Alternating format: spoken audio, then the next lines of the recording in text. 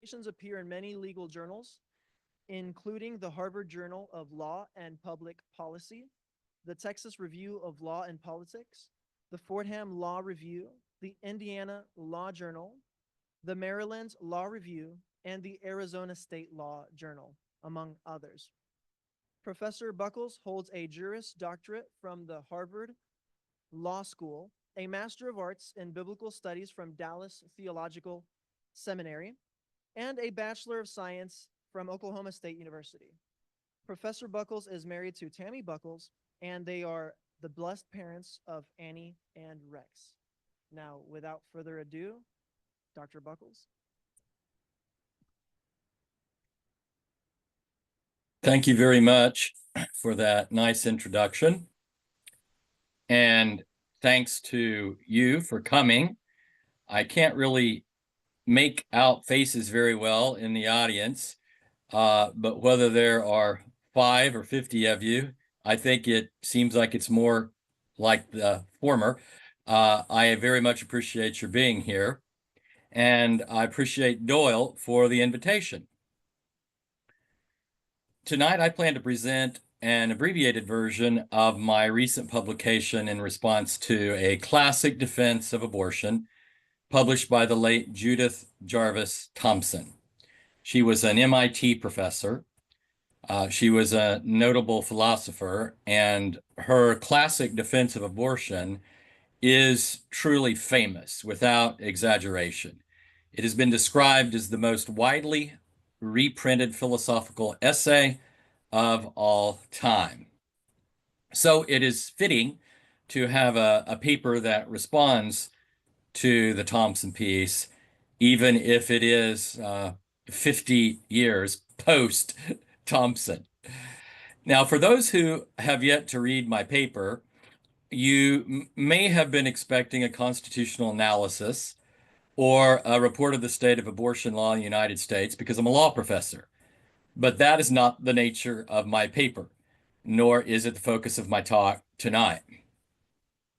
By way of introducing the subject as I will present it and positioning my paper in a broader context, I think it's helpful to appreciate that the abortion question is not really one question, but many questions, or better yet, many sets of questions.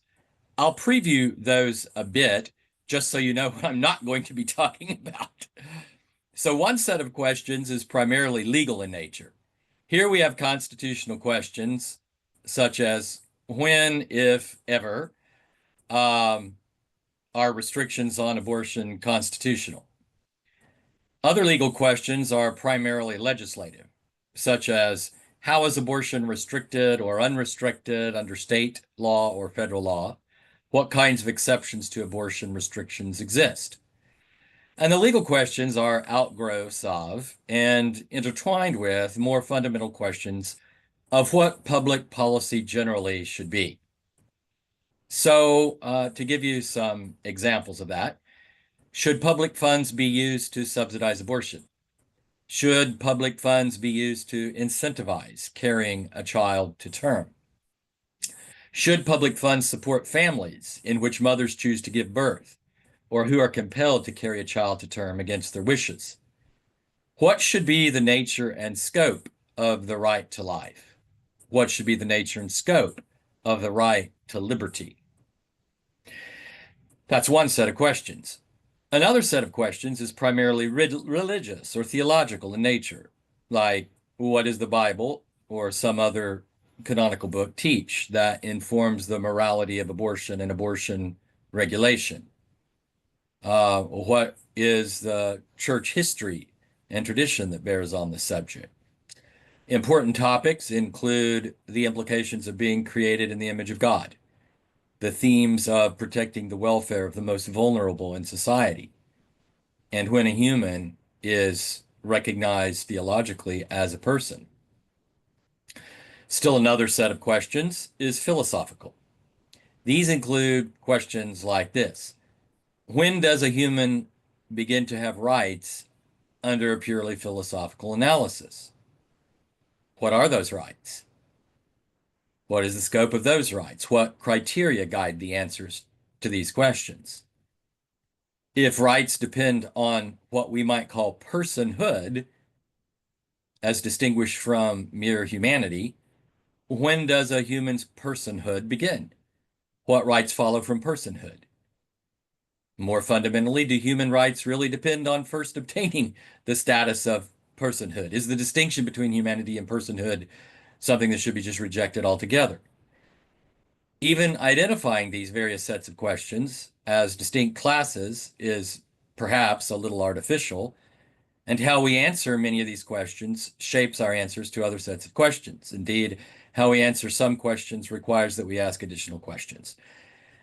Well, this all seems like an extremely broad exercise, and tonight I will not try to answer, let alone ask, all relevant questions. I won't even try to ask or answer even most relevant questions. I will instead challenge the general directional thrust of Judith Jarvis Thompson's classic defense of abortion. I will do so first by assuming the legitimacy of her individual rights-based model and her assumption of fetal personhood. As time allows, I will point out inconsistencies in her analysis, demonstrate how a key principle of justice recognized broadly in our democracy cuts against the thrust of her argument, and also, as time allows, I will do something beyond the scope of Thompson's essay. I will challenge you to think about what a comprehensive defense of the unborn demands of society as a whole. Now, if you are paying close attention, you may have picked up on something that might strike you as peculiar. In her classic essay, Thompson assumes fetal personhood arguendo. Now, did you catch that? She is arguing in favor of the justness of abortion in many cases, but for the sake of argument and that alone, she purports to assume that a fetus is indeed a person. So her essay is very ambitious. It seeks to justify abortion in at least some cases, even under the assumption arguendo that the fetus is a person. She does not believe that fetal personhood is necessarily true. Indeed, if you read the whole essay and look at everything very carefully, it's pretty clear that she doesn't think that.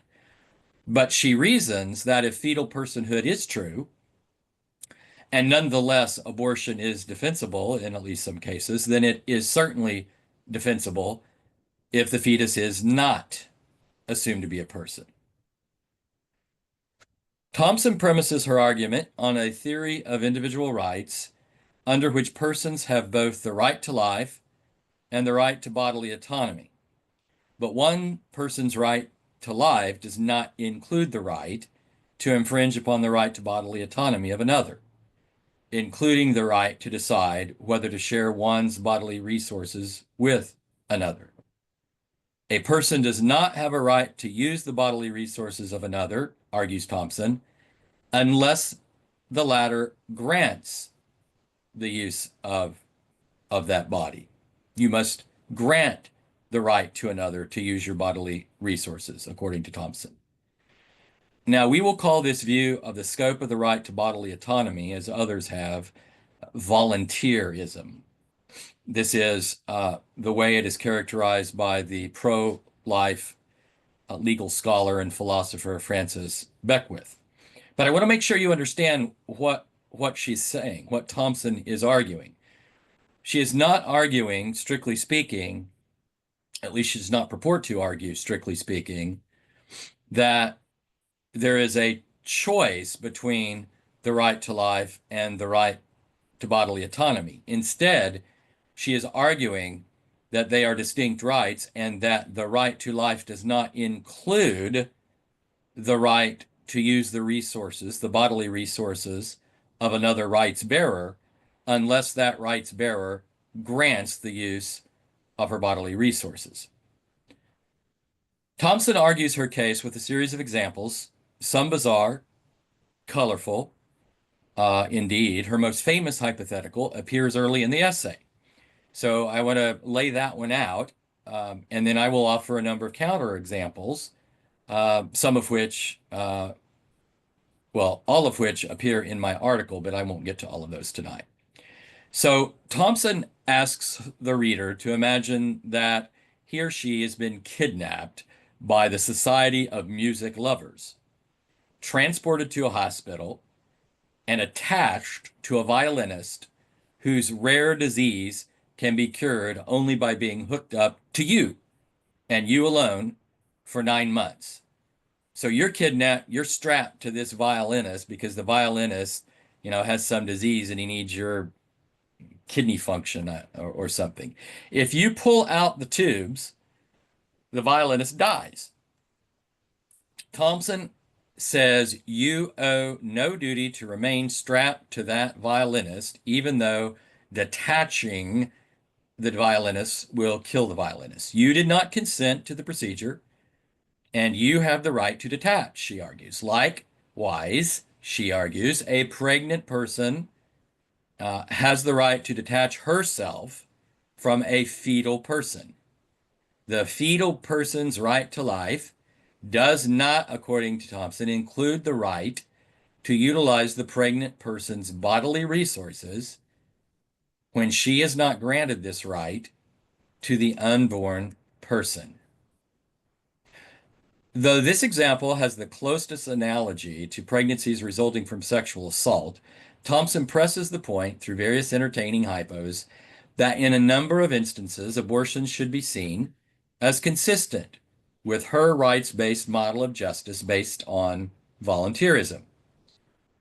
Though she concedes that abortion would be unjust in some circumstances, the directional thrust of her analysis is that abortion is often just. So my response to Thompson is to present counterexamples to argue in the opposite direction to which Thompson's analysis points.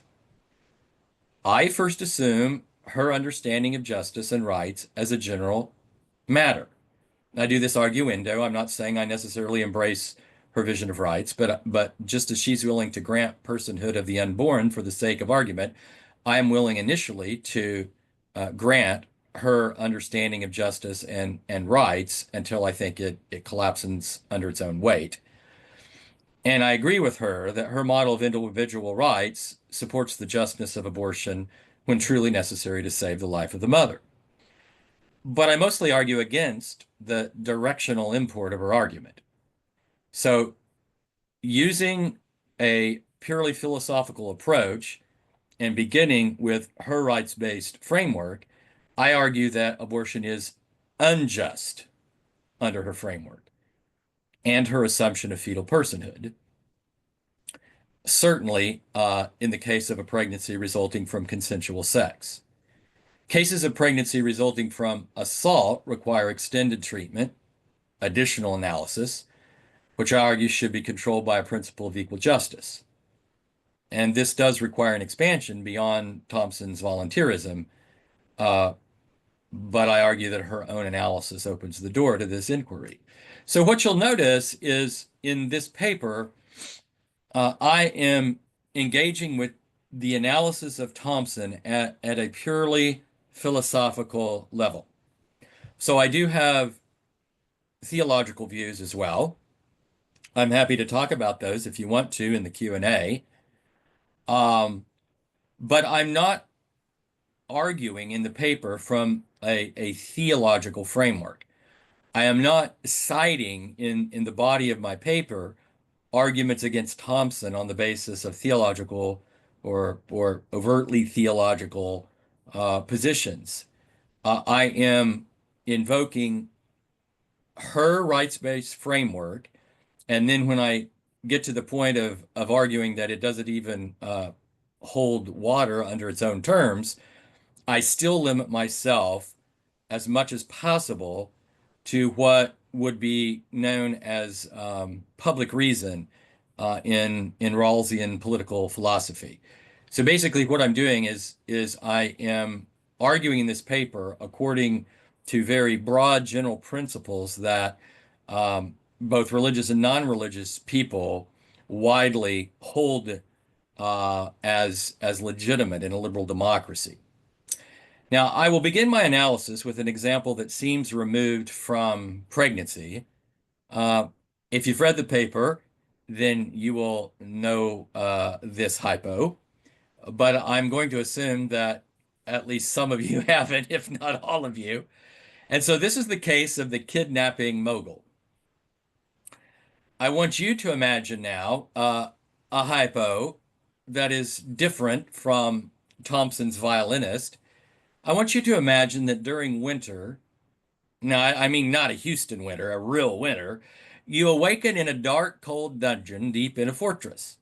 You are a famous violinist who was kidnapped last night by a powerful mogul and his consort. He is a member of the Society of Classical Music Haters, and they want to rid the world of your kind. Because of your popularity, the mogul's goals in life require that you be removed from civilization. Now, the mogul doesn't hate you, but his longings to enjoy a world purged of classical music outweigh whatever guilt he feels in imprisoning you. Moreover, the mogul refuses to nourish you and keep you warm. He does not seek your death as an end, but he's still not willing to pay for your heartbeat.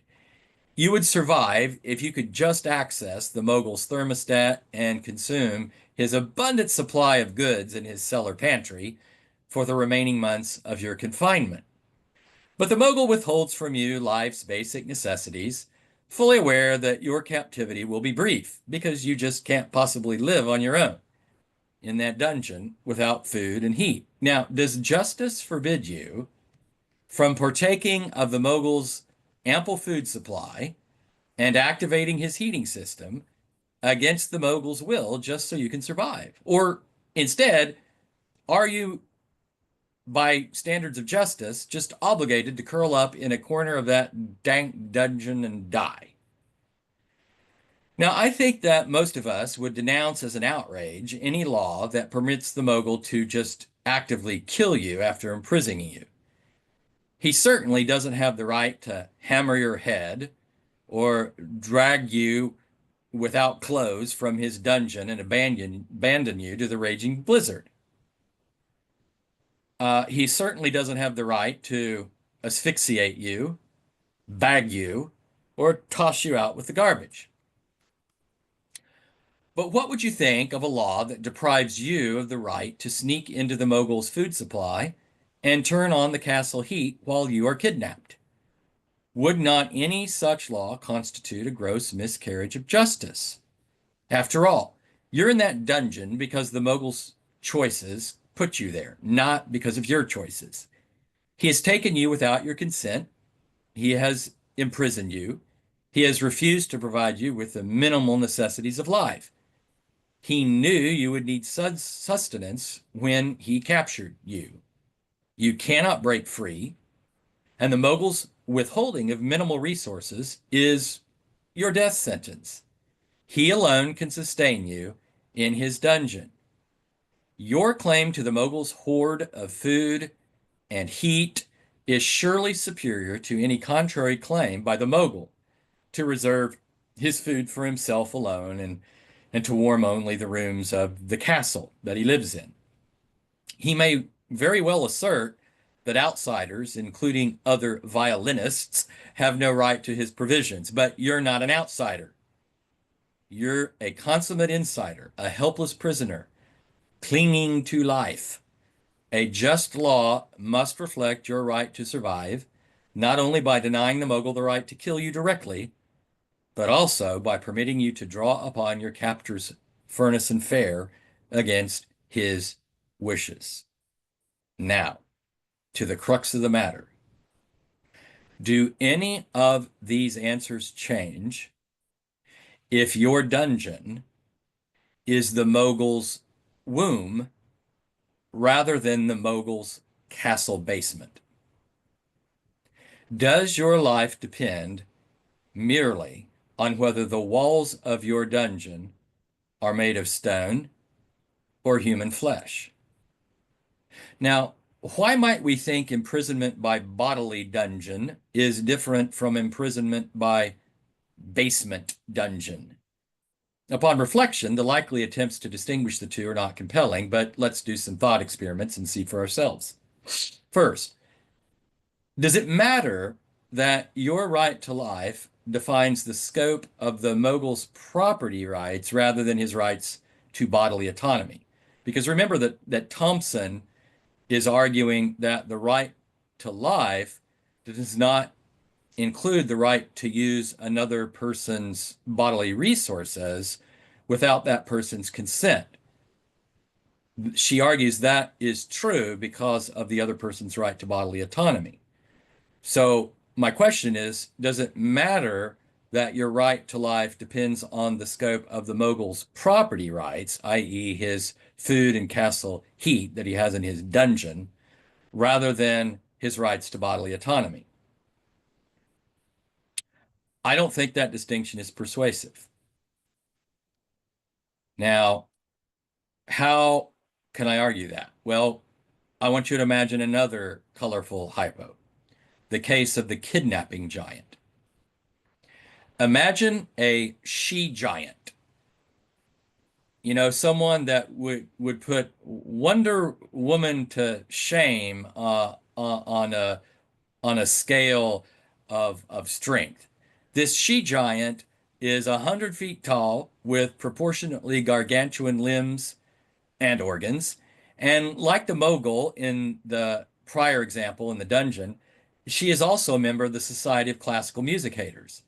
And she dwells in her own massive castle. But in order to avoid the risk of discovery, should she confine you, she's a little more innovative than the first mogul. Um, and so she's figured out a way to confine you, again, a famous violinist, uh, surgically by having a surgeon implant you in her abdominal cavity. You are kept alive through an air tube and a feeding tube that discreetly terminate from her body, and she chooses this method of imprisoning you to avoid detection and to give herself a bit of time to decide whether to let you live during the period required for your musical absence from civilization. Now, naturally, notwithstanding her monstrous frame, it's uncomfortable for her to carry you stealthily this way. Your imprisonment in her body affects her movement. It adversely impacts her concentration. It irritates her stomach because you're kicking and squirming and flailing your arms in protest. And it generally inconveniences this giant. In addition, she will incur the expenses of supplying you with food as long as she decides to keep you alive.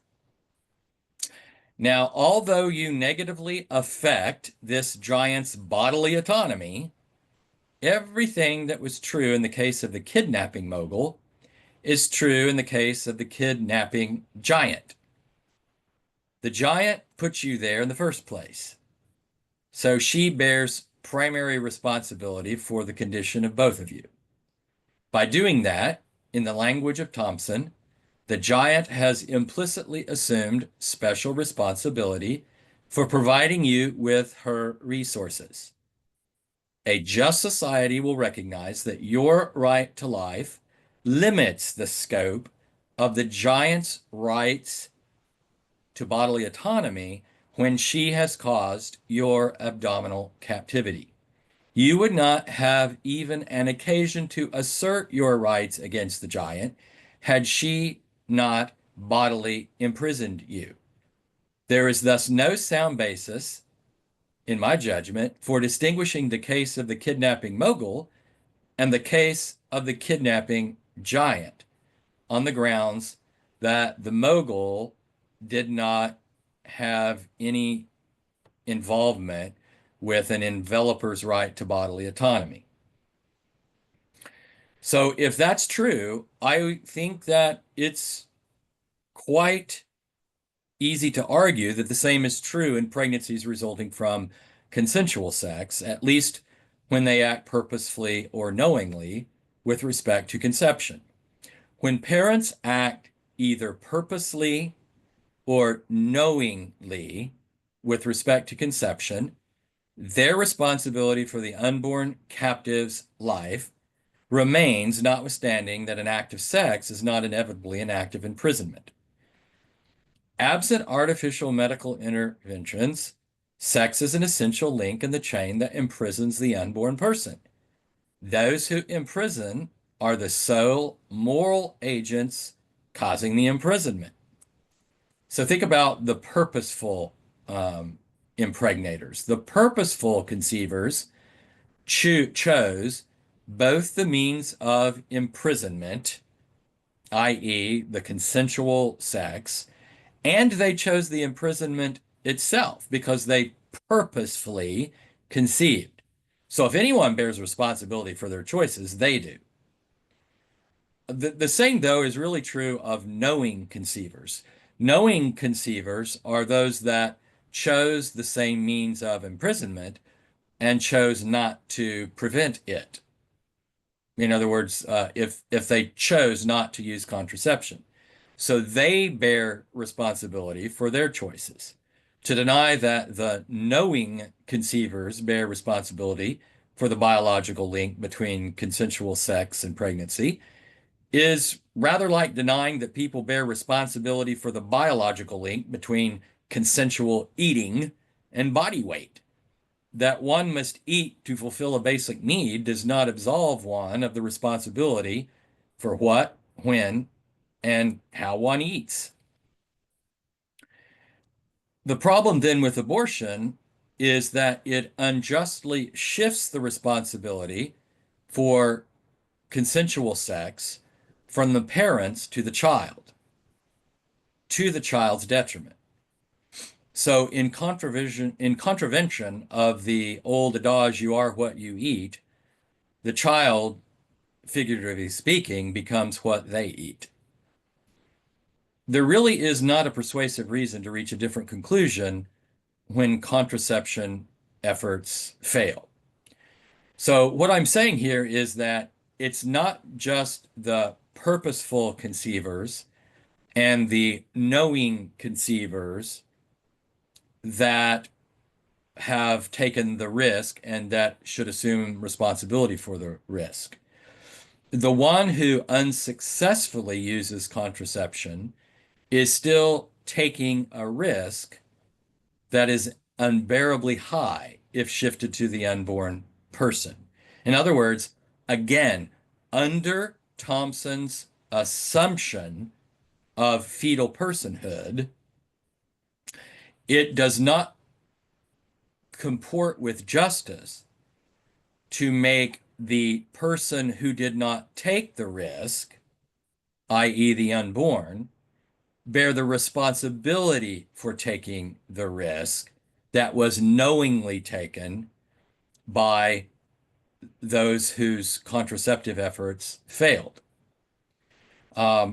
If anyone has to bear the risk of contraception failing, it should be the ones who knowingly take the risk, not the human being who has not knowingly taken the risk. Now, this brings us to the question of pregnancies resulting from sexual assault. So far, the arguments that I have used are perfectly consistent with the basic framework of Thompson. But her violinist example, to me, is at its height of persuasiveness in the case of involuntary pregnancies. I mean, truly involuntary pregnancies, that those that result from a sexual assault. Um, and a pregnancy in that case is unique because you start from a position of a grave injustice. There's just nothing is just for anyone when you start with a pregnancy that's the result of a sexual assault. And it requires an analysis that goes beyond strict volunteerism that Thompson purports to embrace in her essay. But what I want to do first is to point out that Thompson really doesn't adhere to her own purported volunteerism, as it turns out. The reason I say this is that Thompson recognizes that abortion is unjust when the fetal person is viable. Now, that may come as a surprise to you, given her overall approach, but she concedes that in the end of her essay. There are interesting implications that I don't think her essay really grapples with. To concede the unjustness of abortion when the fetal person is viable is actually to recognize her right to her mother's bodily resources without consent prior to delivery. Just think about it. If, like Thompson, you take the position that a viable fetus cannot be aborted but must be delivered, then you have to recognize that prior to the time that delivery takes place, the fetus will be drawing on the bodily resources of the mother. It's just an inevitable logical conclusion. The mother cannot abort, but can deliver the baby alive. Until that delivery takes place, it is inevitable that the unborn child will be drawing upon the bodily resources of the mother. Thompson doesn't wrestle with that, but it's a problem for her because at the point of viability, Thompson has to concede that she does concede that the child has the right not to be terminated. But if the fetus has the right not to be terminated, and the mother never gave her the right to the bodily resources that she inevitably can draw upon until delivery, that's a big problem for Thompson. It's also a problem because Thompson argues elsewhere in her essay that rights should not vary with the difficulty of enforcing them. So just think about it. If a fetal person has the right to the bodily resources to until the time of delivery, when she is, say, viable, maybe let's just throw out 28 weeks, even though it's earlier than that now. Let's say that the fetus is 28 weeks, and Thompson concedes that until delivery, the child would have the right to bodily resource use. Well, if Thompson is correct that rights should not vary with the difficulty of enforcing them, then the fact that a mother would have to allow the use of bodily resources for some time more than the remainder of that term in the case of the viable fetus, that should not matter. Well, so if you follow that logic of Thompson, if the fetus has the right to use the bodily resources of the mom once she's 28 weeks gestationally, then uh, a fetus that is several weeks younger should not forfeit those rights just because asserting them is more burdensome on the mother. That's according to Thompson's own logic when you read her essay. So this is a problem for Thompson. She doesn't acknowledge the problem, that her concession that a viable fetus cannot be aborted, she doesn't acknowledge the problem that presents for her whole argument.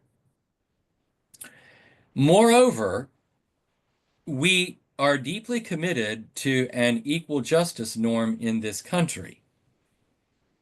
And so when we are comparing an unborn person that came into existence through consensual sex, it would contravene our commitment to equal justice to say that unborn person can draw upon the bodily resources of the mother, but a child through no fault of her own who came to be through the violence of a sexual assailant does not have the same right to draw upon bodily resources in utero. That puts the two in a different position, violating our sense of equal justice.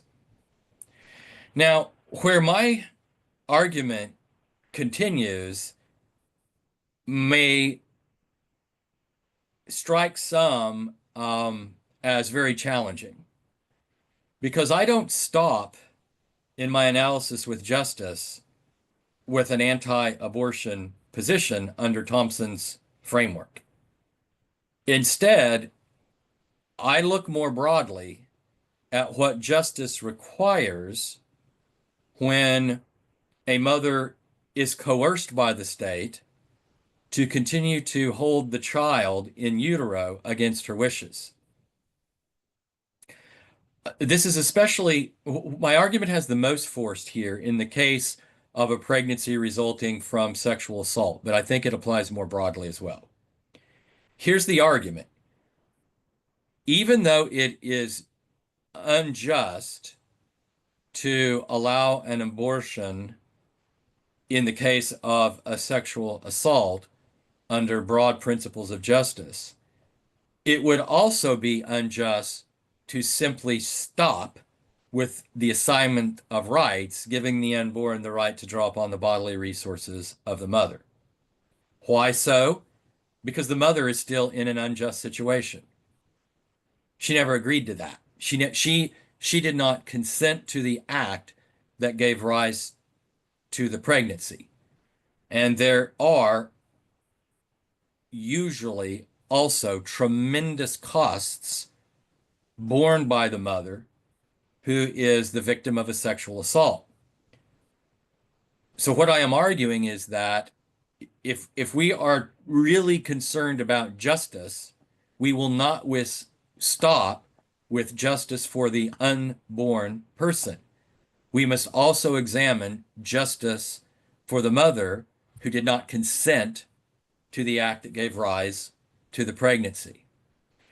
I think that there are powerful arguments that a society that compels the mother to use her bodily resources to sustain the unborn person must also provide her with significant resources in carrying out the duty imposed on her.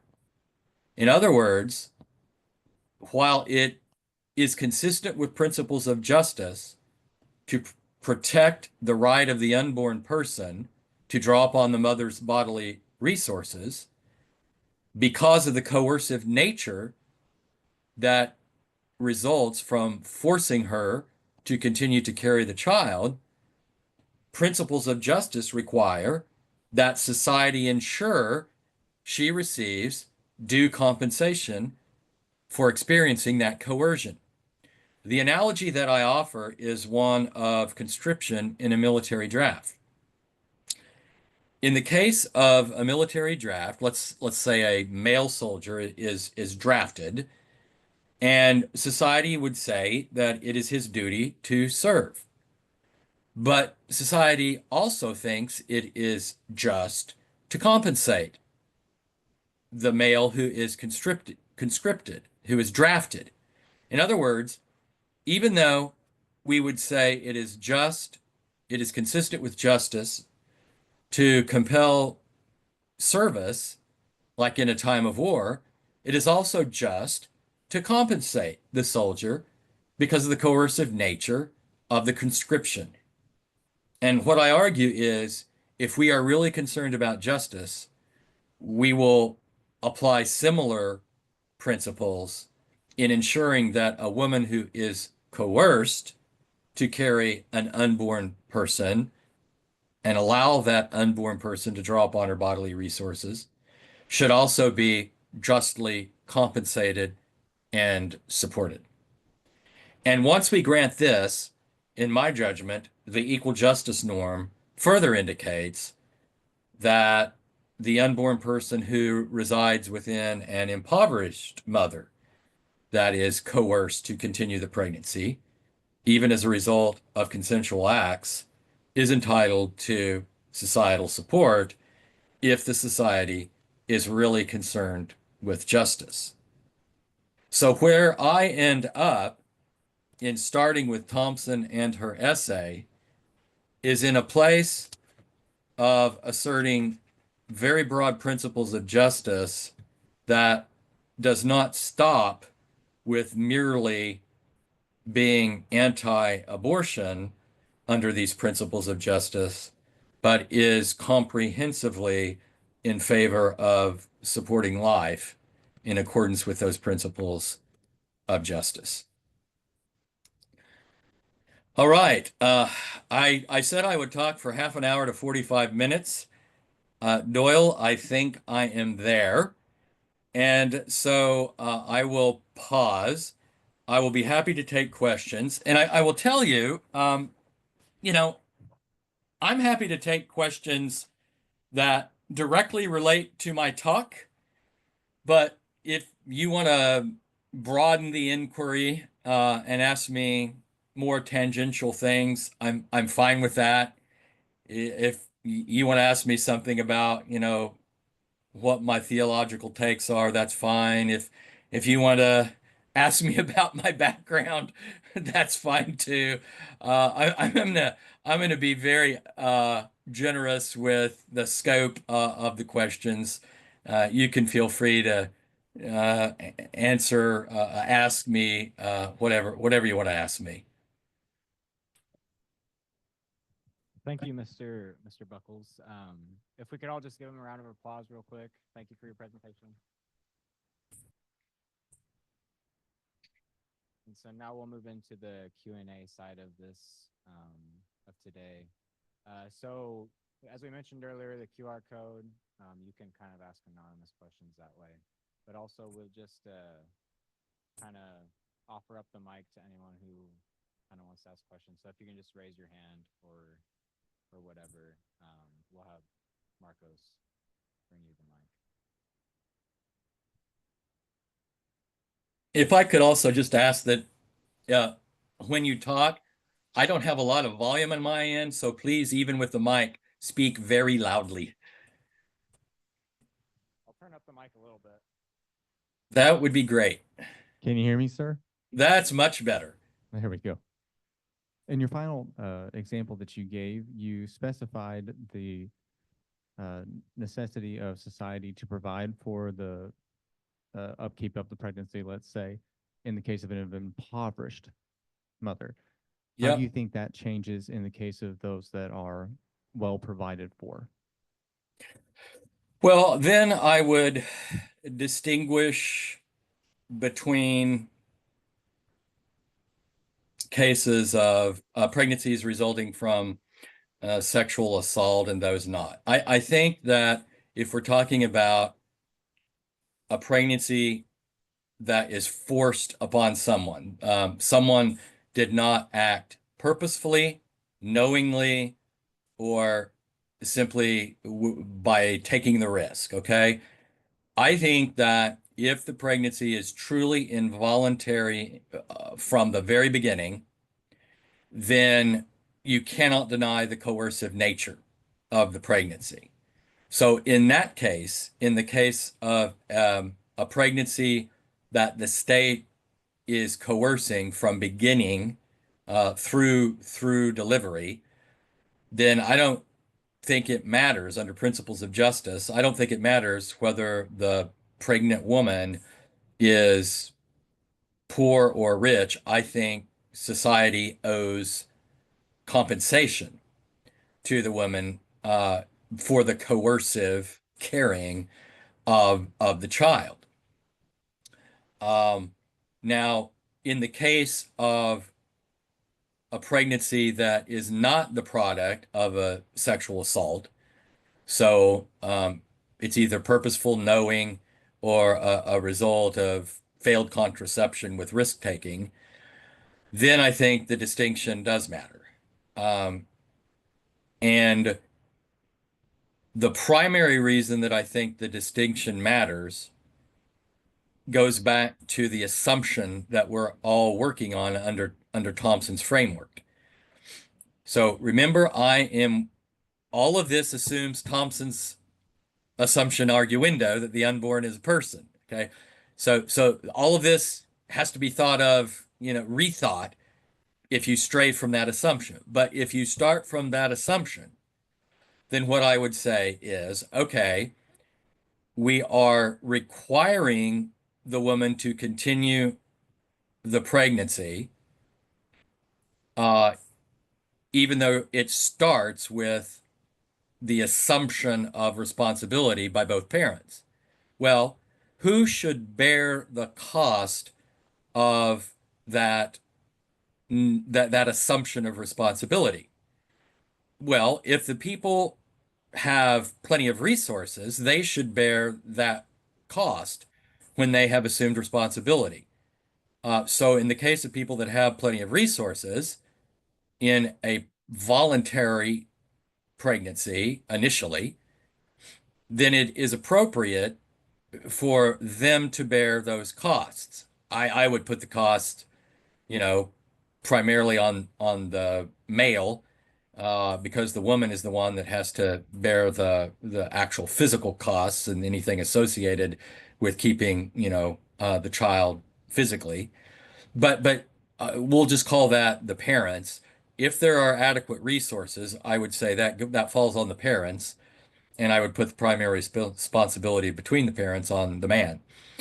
Now, if again in a voluntary pregnancy from the beginning anyway, when it was voluntary, if the woman is impoverished and the father is impoverished, then it still makes sense in a just society for society to provide what is necessary to bring the child safely into the world and support the child. Why? Because the child should not be burdened with the cost of the pregnancy, the coming into the world, when the child did not have any say in the matter.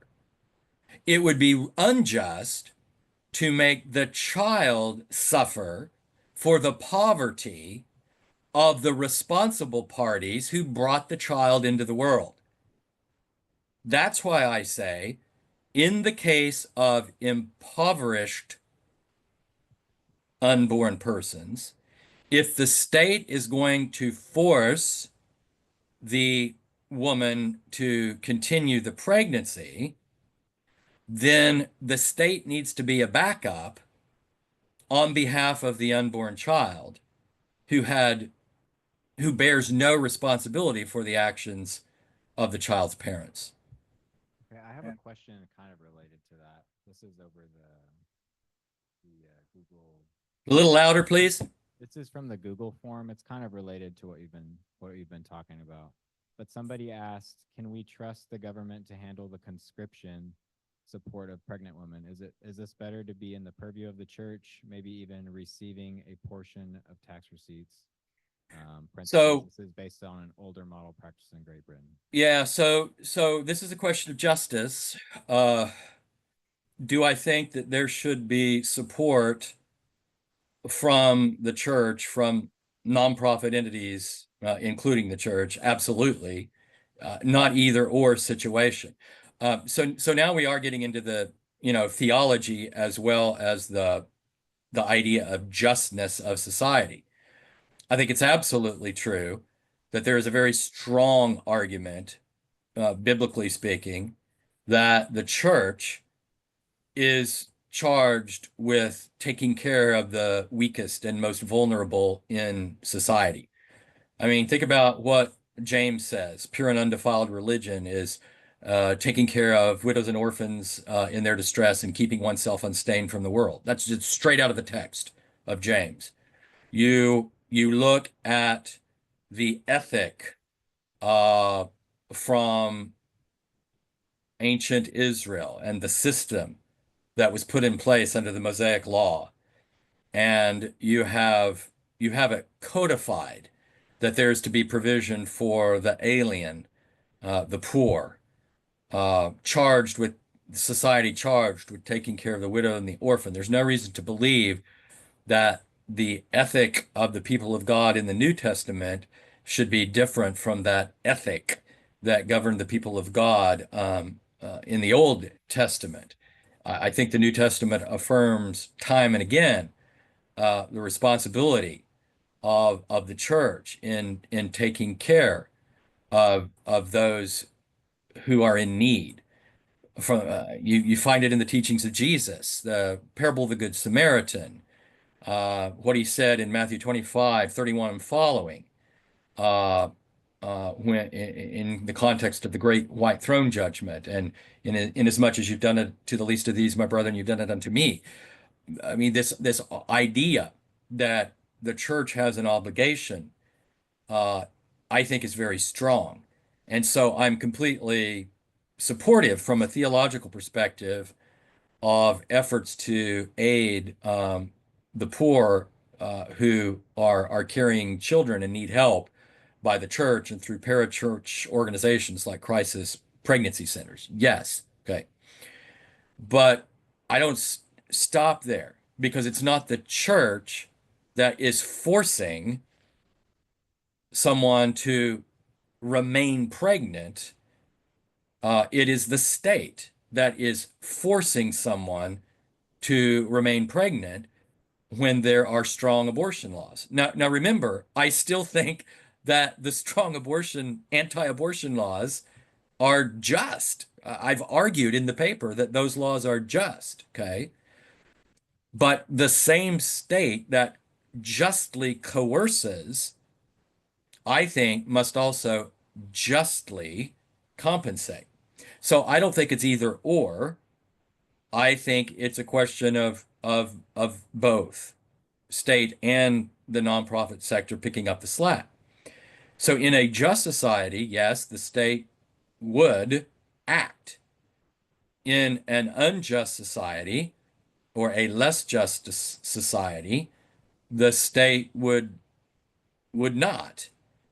And there are a couple ways for the state to be unjust, I believe. One is to not adequately protect the ability of the unborn to draw upon the bodily resources of the mother. The other way is to not adequately support the mother that's been coerced and the child who is forced to remain through the abortion laws. Now, do I trust the state to get it right? No, I don't trust the state to get most things right, actually. If you wanted to know the truth of the matter, I think government often messes things up.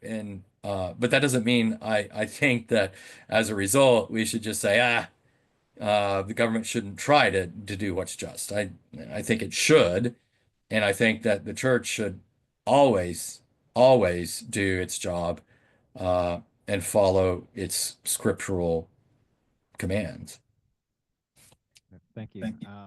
Here's another question from the forum. I figure we'll continue with a few of those since there's so many.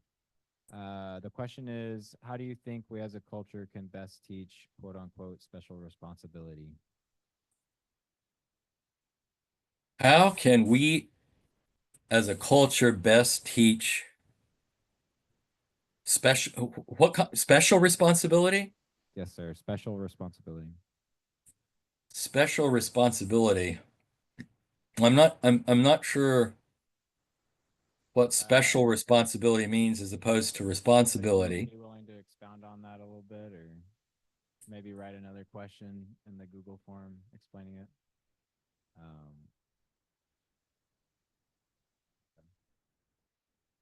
Well, let me just answer it the best I can assuming that the question means responsibility for our individual choices and actions, okay?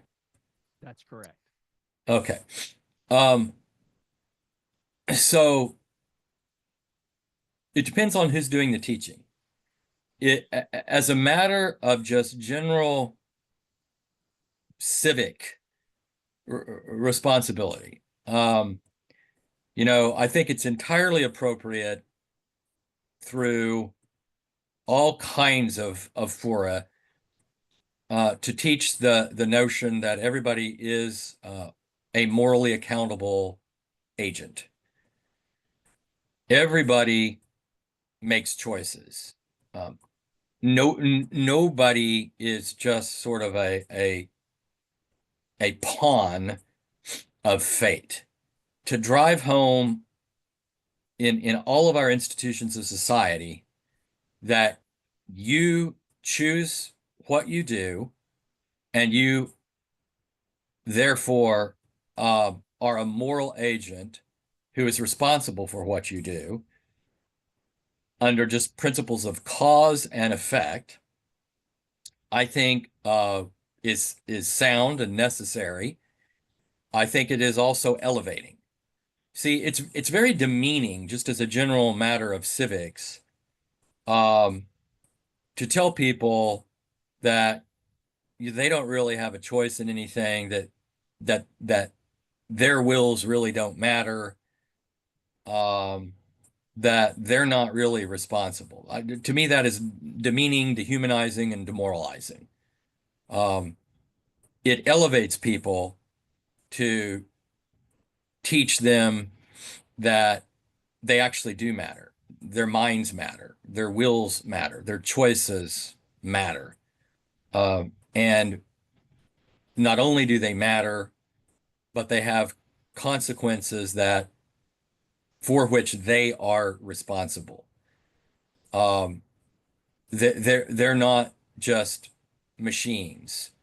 They're moral agents. You know, at that general level, I think everything that we do in teaching people that they have accountability for what they do, there is cause and effect from the time they are in pre-K on. In the way that our criminal laws work, you are responsible for your actions. The criminal laws, for example, must hold people accountable. Our tort laws must hold people accountable. We should hold the people accountable at a political level. Okay, this idea of accountability, I think it should permeate our institutions. Now, specifically within the church, I think it's even easier to inculcate the idea that we are responsible uh, for our actions because we are responsible before God. Um, the idea of accountability at multiple levels. I mean, think about how the Apostle Paul held churches accountable for their actions, how he held them accountable when they failed to hold members accountable. I'm thinking of the epistle to First Corinthians, for example. Um, I'm I'm thinking about church governance and the kinds of standards that are to apply to leaders. Um, I'm thinking about the idea of Scripture that one reaps what one sows. Uh, you sow to the flesh, you reap destruction. You sow to the spirit, you reap life. So within the church, you know, that particular institution of the church, I think there's lots of spiritual, scriptural evidence and lots of scriptural contexts, many scriptural contexts for inculcating the idea of personal responsibility. Outside the church, throughout our institutions, I think there is also plenty of opportunity in some of the ways that I've suggested. Thank you. Here's another question from the forum. To whom is the fetus as a person argument being made? Is there a common moral framework that allows consensus on even objective realities? Well, okay. Notice that in my entire presentation, as in Thompson's essay, there was no argument that the fetus is a person. This is a necessary argument, of course, to continue the abortion debate, but it's not one that I even touch. I simply start with the assumption of Thompson that the fetus is a person and argue from there. Now, two things on that. I'm not going to just punt the question, by the way. I just want to make sure you understand what I am and am not arguing. So it is important to settle that issue. Namely, if the fetus is a person, then what follows? Okay. That's very important to be able to argue that.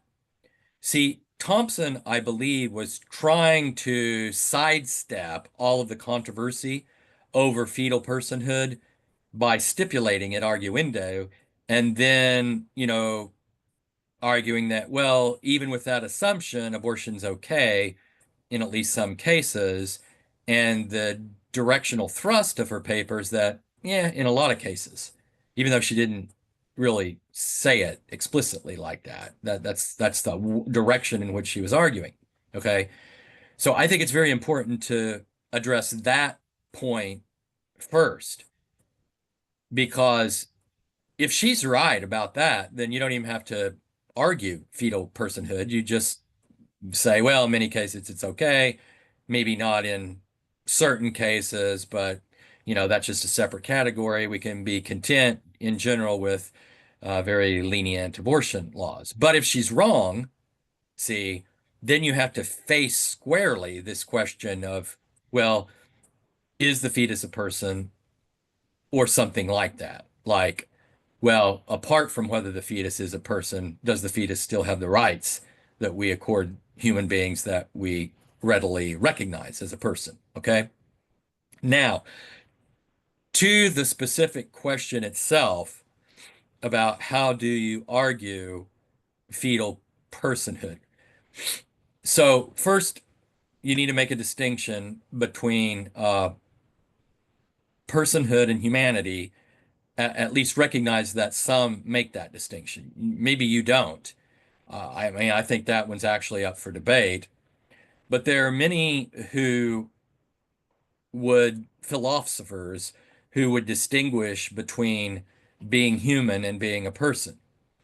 Uh, Maybe one of the most famous is Peter Singer at Princeton, who thinks that infants aren't persons because, in his philosophical view, you have to have certain mental, psychological capacities that are presently exercisable before you get to the status of a person.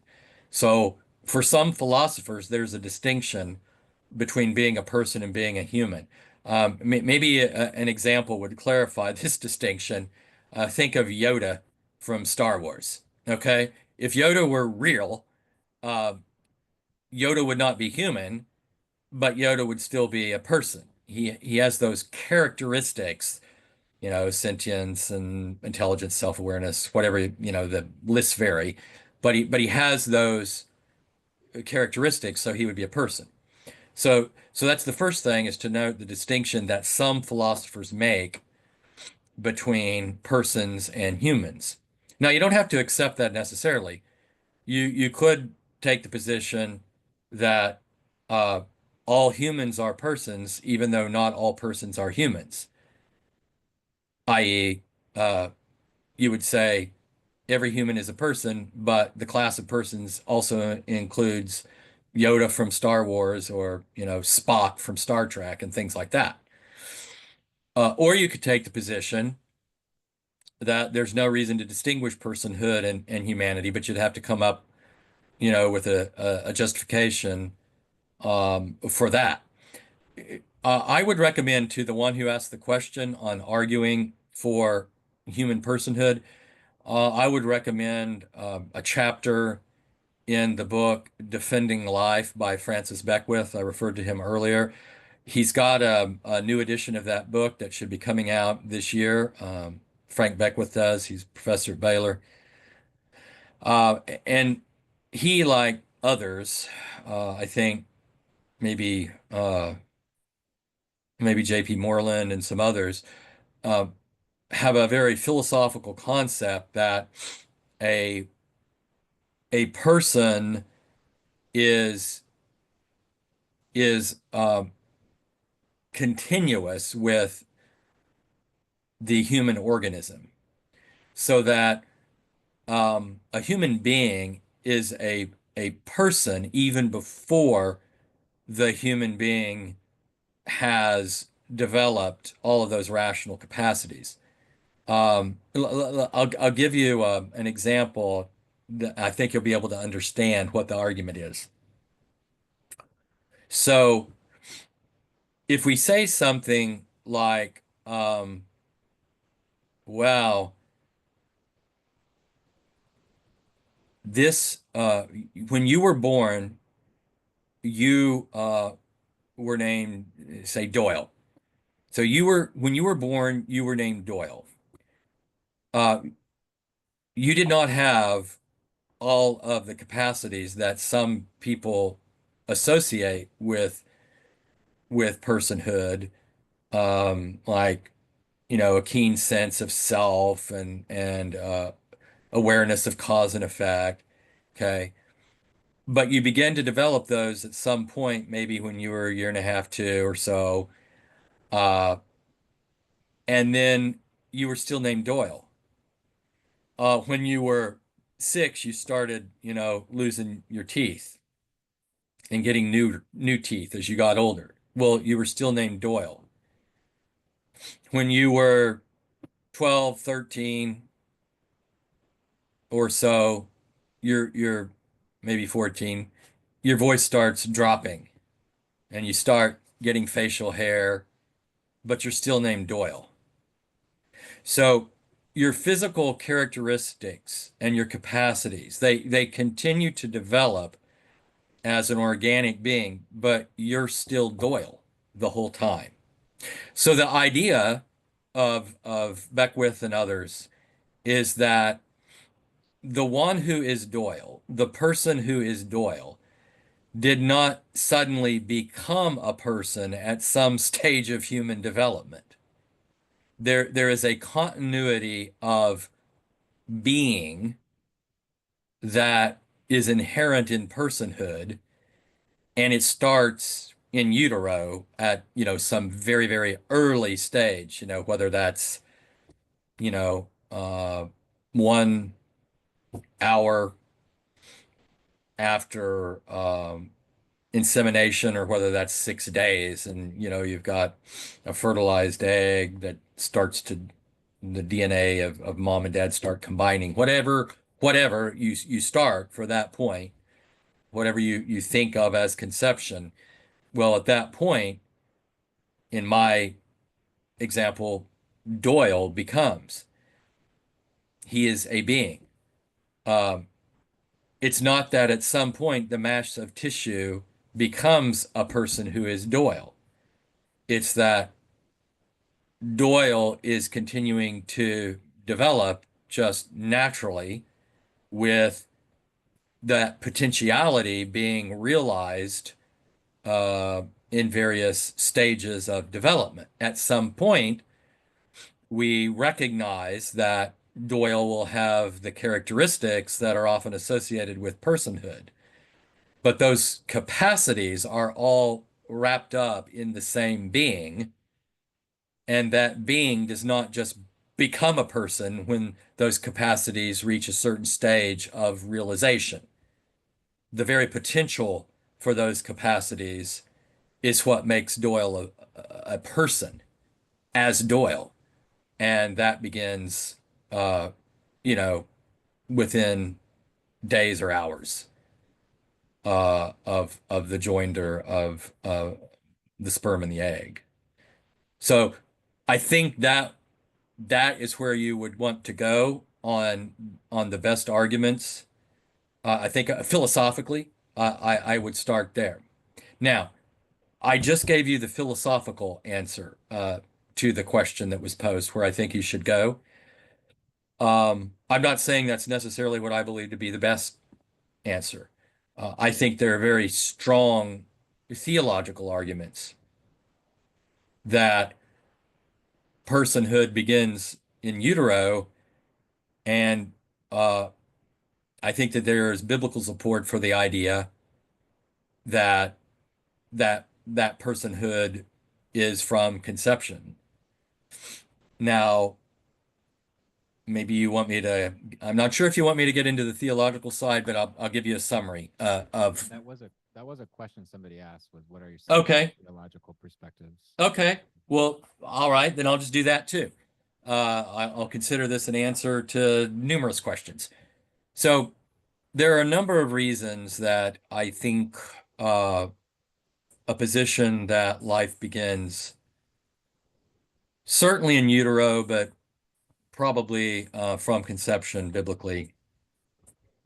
So that if you are wanting to show what, if you're talking to another Christian who would listen to what scriptural evidence is, I think that the case is quite strong.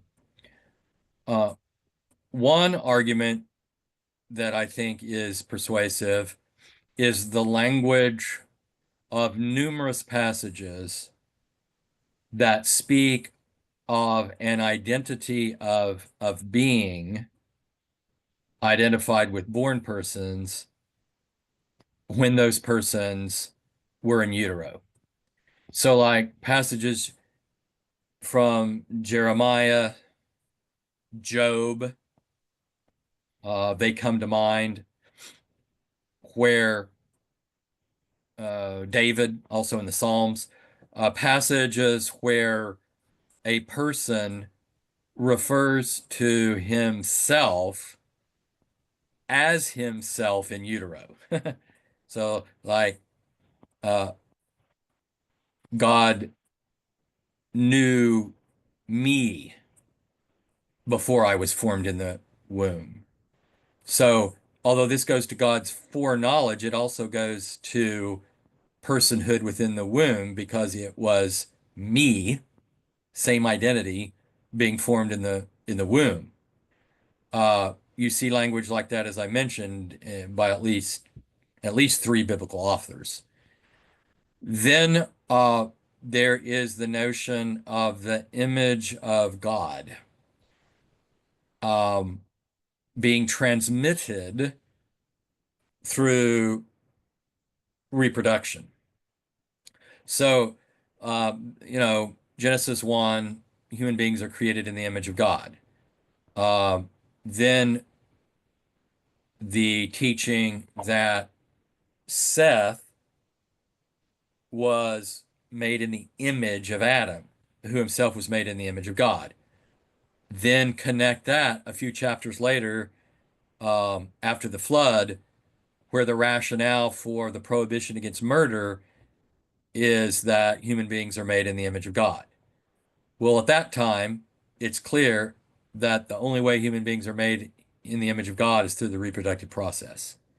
So the image of God is transmitted as humans reproduce. And therefore, once the image of God is recognized to be transmitted through the reproductive process, then essentially, if you stop that, you're stopping the transmission of the process of multiplying the image of God. I think maybe the most pointed support, one that really jumps out at me, is the indication of Scripture that the post-birth purpose of a person is still relevant to the pre-birth actions and activities of and upon that person. So what on earth am I talking about? Well, two examples for you to think about. One comes from Judges, the book of Judges, and I would like for everybody to go back and look at this passage. It's in Judges 13, first part of this chapter, verses 1 through 7, where Samson's mother was approached by the angel of Yahweh and was told that Samson would be a Nazirite. And the prescriptions for Nazirites, of course, included don't cut their hair and don't drink wine. Well, Samson's mother was commanded not to drink wine throughout her pregnancy. The only reason that this would be true is that the Nazirite prohibition applied to fetal Samson. And that means the Nazirite fetal Samson was treated as a Nazirite in utero throughout the pregnancy. A similar kind of thought, though I don't think it's definitive, but it's similar, appears in the Gospel of Luke in chapter 1, the story of Mary, the mother of Jesus, going to visit Elizabeth, who was several months pregnant with John. And you know what John's role is? John's role is the forerunner, the voice crying in the wilderness, prepare the way of the Lord, in Isaiah. The messenger to announce the coming messenger in Malachi chapter 3. So just as John, when Jesus passed by, as John was baptizing, proclaimed, "Behold the Lamb of God who takes away the sin of the world." So prenatal John leapt in the womb of Elizabeth, his mother, in the presence of Mary, apparently in her very early days of pregnancy with Jesus. So you have this example of one impregnated woman bearing a fetus that performs his postnatal prophetic role in the presence of Mary, carrying a very early term Jesus. So that certainly rings with the story, resonates with the story of Samson and the Nazirite prescriptions that were to apply to his mother in the book of Judges. So I would go to all of those passages if I were talking to someone who is actually a believer of the scriptures, and develop all of those lines of analyses in coming to a view of the personhood of the unborn. Thank you. It looks like we have one more question from the audience. I'll be very brief. I know that you're trying to wrap this talk up, but knowing that medical technology is rapidly advancing, from your purely philosophical argument, the artificial womb has been something that they have been doing research on for the past few years, and they're very optimistic that that will be clinical trials towards humans in the next 5 to 10 years.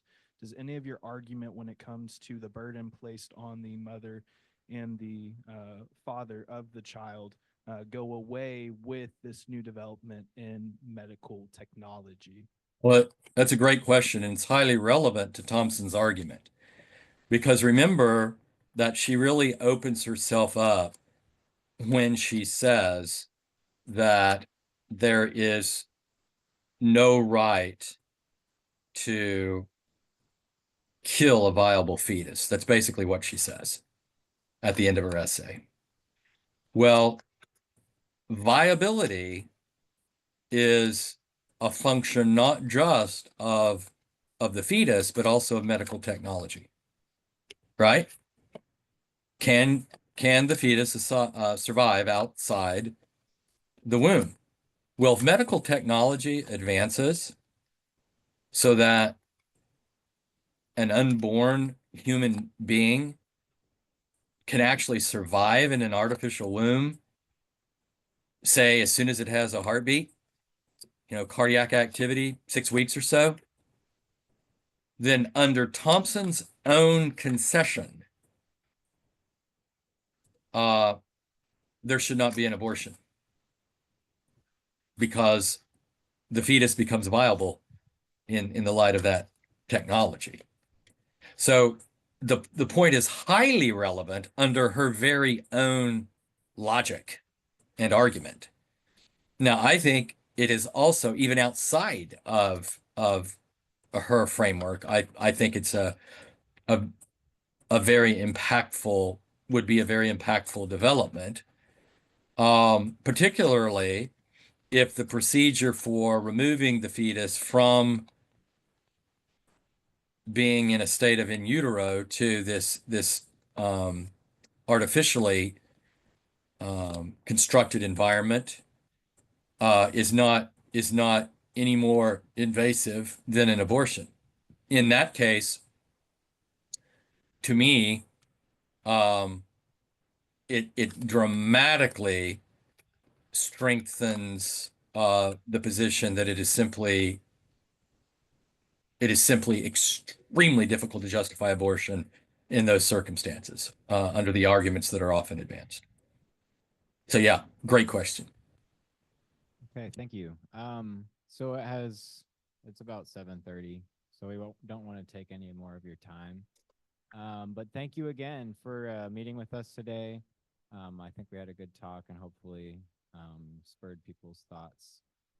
And again, if we could just have one more round of applause to thank Mr. Buckles today.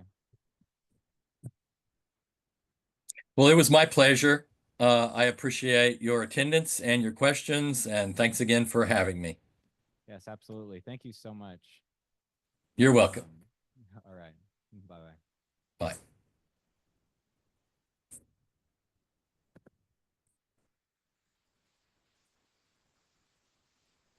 Well, thank you all very much for joining us. So remember, in the QR code, we have the link to the documents that he wrote.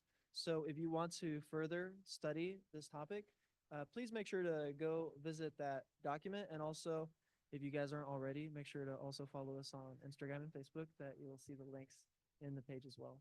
So thank you so much. I hope y'all have a blessed night. And like Luke said, I hope this topic has helped you think about it. You know, what Dr. Buckles was presenting. So I have nothing else to say. I hope y'all have a blessed night. Thank you.